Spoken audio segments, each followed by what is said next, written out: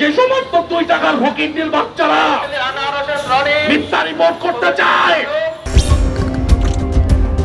বংশগতভাবে ধনী না হইলে কেউ মার্সিডিজ বেঞ্জ গাড়ি সে সময় নিতে পারত না। মার্সিডিজ বেঞ্জ গাড়ি তার কাছে সেই গাড়ি বিক্রি করতো না। রাজারবাগের পীর সাহেব কিবলা আলাইহিস সালামের পিতা ছিলেন সেই সময়ের সর্বশ্রেষ্ঠতম ধনী ব্যক্তি। আজকে যে সমস্ত 2 টাকার ফকিরদের বাচ্চারা মিথ্যা রিপোর্ট করতে চায়, তাদেরকে আমরা বলতে চাই, তোমরা আজকে সাংবাদিকদের নামকে কলঙ্কিত করিও না। সাংবাদিকদের মধ্যে অনেকেই আছেন যারা রাজারবাগের পীর সাহেব কিবলা আলাইহিস সালাম ওনাকে মহব্বত করে থাকেন।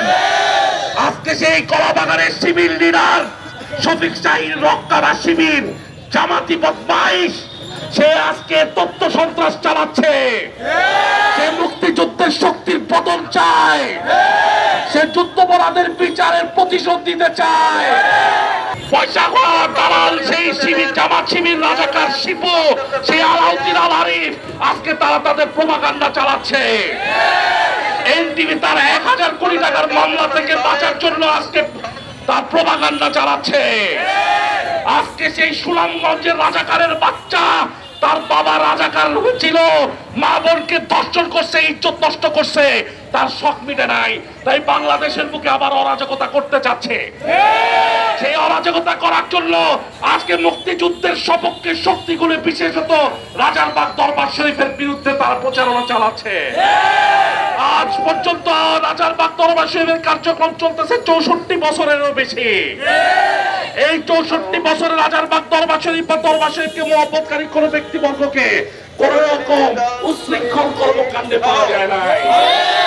স্বরাষ্ট্র মন্ত্রণালয়ে স্পষ্টভাবে বলা হয়েছে রাজারবাগ দরবার শরীফ কোন সন্ত্রাসবাদী সংগঠন নয়। টিভি রিপোর্টে লিখেছে রাজারবাগ দরবার শরীফের কার্যক্রম জঙ্গিবাদ বিরোধী। আজকে এই জঙ্গিবাদের বিরুদ্ধে উচ্চকিত কণ্ঠস্বরের বিরুদ্ধে কারা বলতে চায়?